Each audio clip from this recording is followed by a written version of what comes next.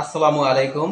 সুপ্রিয় শিক্ষার্থী ও চাকরি প্রত্যাশী বন্ধুরা, ট্রেন ইউর ব্রেন এর পক্ষ থেকে আপনাদের সকলকে স্বাগত জানাচ্ছি। আশা করি সকলে ভালো আছেন। পূর্বের ভিডিওতে আলোচনা করেছিলাম পার্টস অফ স্পিচ কাকে বলে, ইহা কত প্রকার ও কি কি। আজকে আলোচনা করব নাউন কাকে বলে, ইহা কত প্রকার ও কি কি, বিস্তারিতভাবে। তো আর দেরি না করে চলুন শুরু করি। নাউন যে ওয়ার্ড বা শব্দ দ্বারা কোনো ব্যক্তি, বস্তু, স্থান, গুণ, প্রাণীর নাম বা পরিচিতি বোঝায় তাকে নাউন বা বিশেষ্য বলে। যেমন Rahim, Dhaka, banana, honesty, bird, tiger ইত্যাদি প্রত্যেকটি এক একটি নাউন। নাউনকে প্রধানত দুই ভাগে ভাগ করা হয়েছে, যথা কনক্রিট নাউন এবং অ্যাবস্ট্রাক্ট নাউন। প্রথমে আসি কনক্রিট নাউন, ইন্দ্রিয় গ্রাহ্য বিশেষ্য। যেসব নাউন এর বাহ্যিক আকার আছে এবং ইন্দ্রিয়ের সাহায্যে যাদের উপলব্ধি করা যায় তাদের কনক্রিট নাউন বলে। যেমন banana, fan, bird, bed, radio, stone, fish, plate, bag, table ইত্যাদি প্রত্যেকটি নাউনের বাহ্যিক আকার আছে এবং এগুলি ইন্দ্রিয়ের সাহায্যে উপলব্ধি করা যায়, সুতরাং এগুলি হলো কনক্রিট নাউন। এবার আসি অ্যাবস্ট্রাক্ট নাউন, গুণবাচক বিশেষ্য।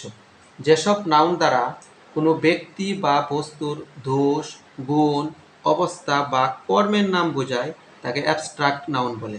যেমন অনেস্টি মানে সততা, কাইন্ডনেস দয়া, ফ্রিডম স্বাধীনতা, ফেয়ার ভয়, কারেজ সাহস, বোল্ডনেস লাভ, স্টুপিডিটি ইলনেস ইত্যাদি প্রত্যেকটি হলো অ্যাবস্ট্রাক্ট নাউন।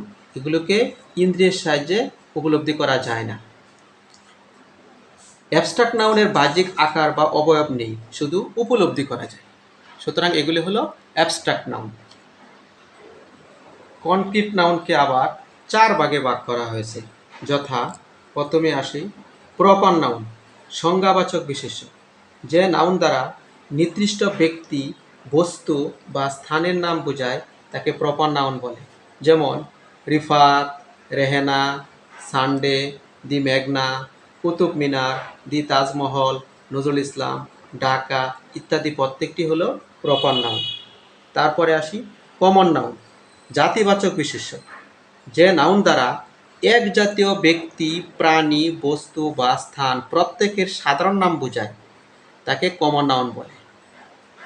যেমন poet, flower, man, city, pen, house, cat, ball, toy, village ইত্যাদি প্রত্যেকটি হলো common noun.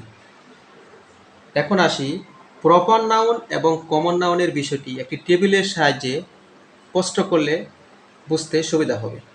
Proper noun, common noun, Rabindranath, Humayun, Kazi Nazrul Islam ইত্যাদি প্রপার নাউন। এগুলিকে আলাদা আলাদা বোঝালে প্রপার নাউন, যখন সাধারণভাবে বোঝাবে প্রত্যেকটি সাধারণভাবে বোঝাবে তখন হবে কমন নাউন। যেমন পয়েট, এখানে প্রত্যেকেই পয়েট, কবি। আলাদাভাবে বোঝালে প্রপার নাউন, কিন্তু প্রত্যেককে সাধারণভাবে বোঝালে পয়েট হয়ে যাবে কমন নাউন।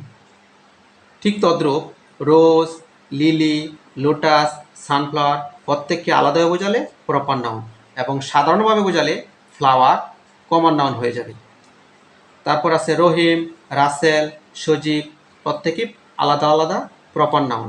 সাধারণভাবে বোঝালে ম্যান, ম্যান কিন্তু কমন নাউন, প্রত্যেকেই কিন্তু ম্যান।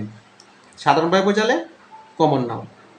তারপর রংপুর, ঢাকা, বরিশাল আলাদাভাবে বোঝালে প্রত্যেকটাই প্রপার নাউন এবং প্রত্যেককে সাধারণভাবে বোঝালে সিটি শহর, এটা হয়ে যাবে তখন কমন নাউন। তারপর আসি কালেকটিভ নাউন, সমষ্টিবাচক বিশেষ্য। যে নাউন দ্বারা এক জাতীয় কতকগুলো ব্যক্তি, বস্তু বা প্রাণীকে পৃথকভাবে না বুঝিয়ে তাদের সমষ্টি বোঝায় তাকে কালেকটিভ নাউন বলে। যেমন flock, army, navy, library, crowd, mob, audience, group, some, team, class, party ইত্যাদি প্রত্যেকটি সমষ্টিবাচক বিশেষ্য মানে কালেকটিভ নাউন।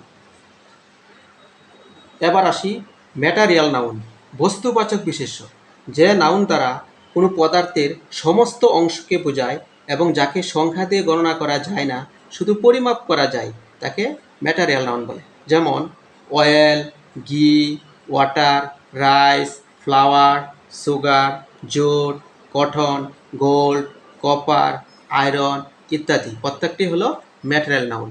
এ হলো নাউনের, কনক্রিট নাউনের 4টা প্রকারভেদ। তো ভিউয়ার্স, ভিডিওটি কেমন লাগলো আপনারা লাইক কমেন্টের মাধ্যমে আমাকে জানাবেন। তো আজকের মতো এখানেই শেষ করলাম। আল্লাহ হাফেজ।